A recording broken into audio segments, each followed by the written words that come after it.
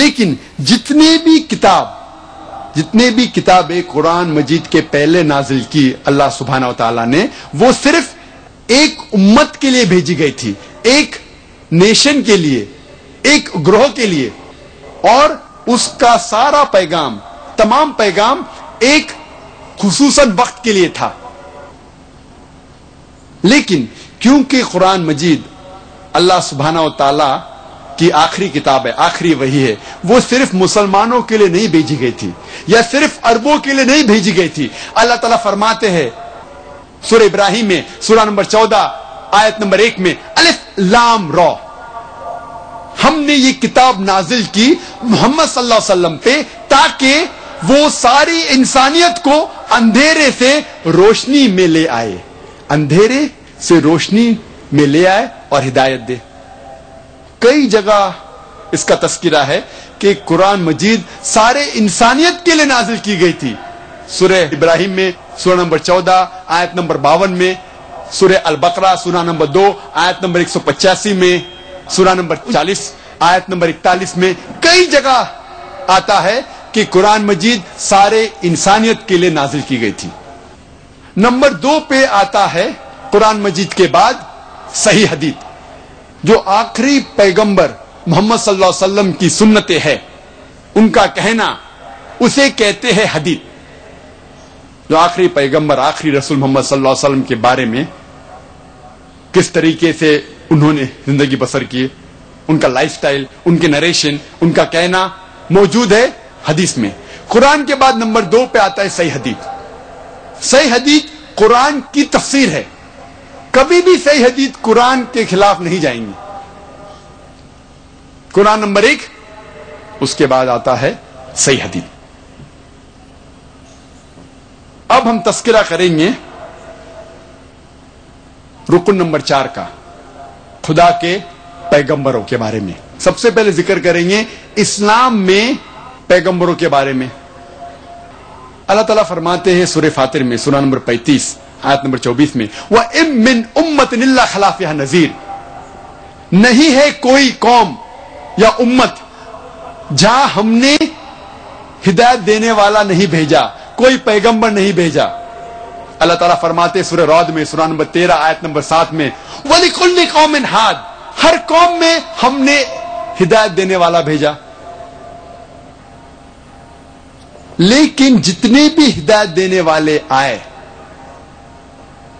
آخری پیغمبر محمد صلی اللہ علیہ وسلم کے پہلے، وہ صرف اپنی قوم، اپنی امت، اپنی گروہ کے لیے آئے، اور جو پیغام وہ لے کے آئے صرف محدود تھا ایک وقت کے لیے. لیکن کیونکہ محمد صلی اللہ علیہ وسلم آخری پیغمبر تھے، جس کا ذکر ہے قرآن مجید میں سورہ احزاب سورہ نمبر 33 آیت نمبر 40 میں، کیونکہ وہ آخری پیغمبر تھے، آخری رسول تھے، آخری نبی تھے، وہ صرف مسلمانوں یا صرف عربوں کے لیے نہیں بھیجے گئے تھے. اللہ تعالیٰ فرماتے سورہ انبیاء میں، سورہ نمبر 21 آیت نمبر 107 میں، وَمَا أَرْسَلْنَاكَ إِلَّا رَحْمَةً لِلْعَالَمِينَ، ہم نے ان کو بھیجا، محمد صلی اللہ علیہ وسلم کو رحمت بنا کے سارے عالموں کے لیے، سارے انسانیت کے لیے، سارے جہاں کے لیے. اللہ تعالیٰ دہراتے ہیں سورہ سبا میں، سورہ نمبر 34 آیت نمبر 28 میں، وَمَا أَرْسَلْنَاكَ إِلَّا كَافَّةً لِلنَّاسِ بَشِيرًا وَنَذِيرًا، ہم نے بھیجا محمد صلی اللہ علیہ وسلم کو ایک عالمی پیغمبر بنا کے. لیکن اکثر انسانیت اب تک نہیں جانتی، کیونکہ محمد صلی اللہ علیہ وسلم آخری پیغمبر تھے، وہ صرف عربوں یا مسلمانوں کے لیے نہیں بھیجے گئے تھے، سارے انسانیت کے لیے بھیجے گئے تھے. اب ہم ذکر کریں گے ہندو دھرم میں پیغمبروں کے بارے میں. پیغمبروں کے بارے میں مختلف رائے ہے. سب سے عام رائے ہے ہندوؤں کے بیچ اوتار کی. اوتار ایک سنسکرت لفظ ہے جس کے معنی او کمنگ، تر مطلب ڈاؤن، نیچے آنا. اوتار کے معنی نیچے آنا. اور جب ہم آکسفورڈ ڈکشنری پڑھتے ہیں، اس میں لکھا ہوا ہے اوتار کے معنی.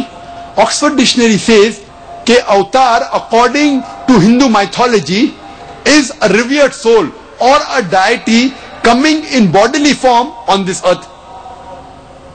اوتار کی معنی عام ہندو سمجھتے ہیں ہندو مائتھولوجی میں کہ خدا इंसान का रूप धारण करके इस जमीन पे उतरता है।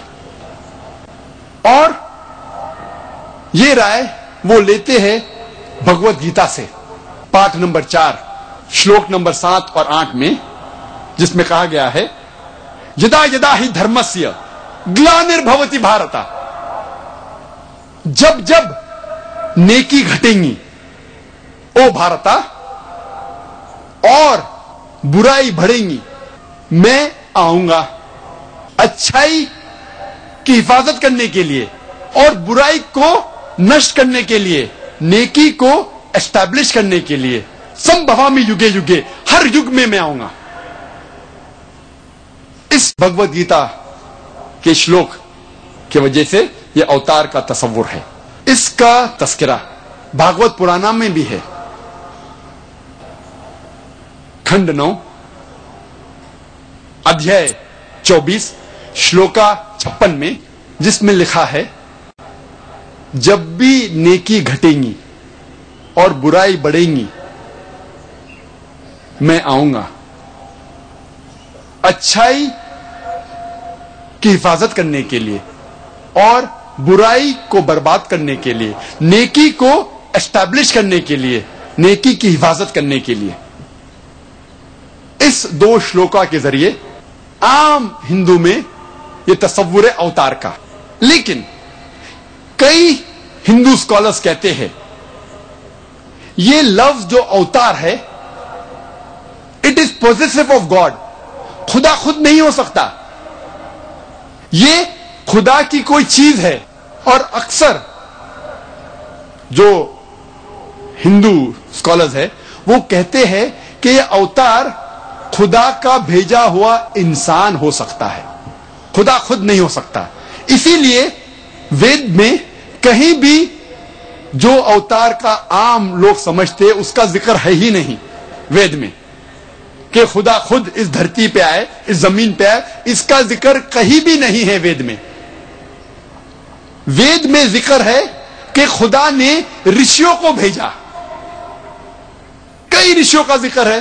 तो अगर हम वेद को भगवत गीता और भागवत पुराना से मिलाना चाहते हैं और इस श्लोका को समझना चाहते हैं, उससे यह जाहिर होता है कि जब भी नेकी घटती है और बुराई बढ़ती है तो भगवान एक ऋषि को भेजते हैं, एक आदमी को भेजते हैं बुराई को नष्ट करने के लिए और अच्छाई की हिफाजत करने के लिए। क्योंकि वेद के खिलाफ कोई भी हिंदू धर्म की किताब जाती है तो हमें वेद की बात मानना चाहिए।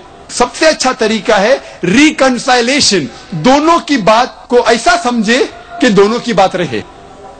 और हिंदू धर्म में कई ऋषियों का जिक्र है, कई पैगंबरों का जिक्र है। आम हिंदू में यह तस्वुर है अवतार का। लेकिन कई हिंदू स्कॉलर्स कहते हैं यह लफ्ज जो अवतार है, it is positive of God. खुदा खुद नहीं हो सकता, ये खुदा की कोई चीज है। और अक्सर जो हिंदू स्कॉलर्स है वो कहते हैं कि यह अवतार खुदा का भेजा हुआ इंसान हो सकता है, खुदा खुद नहीं हो सकता। इसीलिए वेद में कहीं भी जो अवतार का आम लोग समझते उसका जिक्र है ही नहीं वेद में, कि खुदा खुद इस धरती पे आए, इस जमीन पे आए, इसका जिक्र कहीं भी नहीं है वेद में। वेद में जिक्र है कि खुदा ने ऋषियों को भेजा, कई ऋषियों का जिक्र है। तो अगर हम वेद को भगवत गीता और भागवत पुराना से मिलाना चाहते हैं और इस श्लोका को समझना चाहते हैं, उससे यह जाहिर होता है कि जब भी नेकी घटती है और बुराई बढ़ती है तो भगवान एक ऋषि को भेजते हैं, एक आदमी को भेजते हैं बुराई को नष्ट करने के लिए और अच्छाई की हिफाजत करने के लिए। क्योंकि वेद के खिलाफ कोई भी हिंदू धर्म की किताब जाती है तो हमें वेद की बात मानना चाहिए। सबसे अच्छा तरीका है रिकंसाइलेशन, दोनों की बात को ऐसा समझे कि दोनों की बात रहे। और हिंदू धर्म में कई ऋषियों का जिक्र है, कई पैगंबरों का जिक्र है। और हिंदू धर्म की किताबों में आखिरी पैगंबर, आखिरी रसूल, आखिरी नबी मोहम्मद सल्लल्लाहु अलैहि वसल्लम का भी जिक्र है कई जगह पर।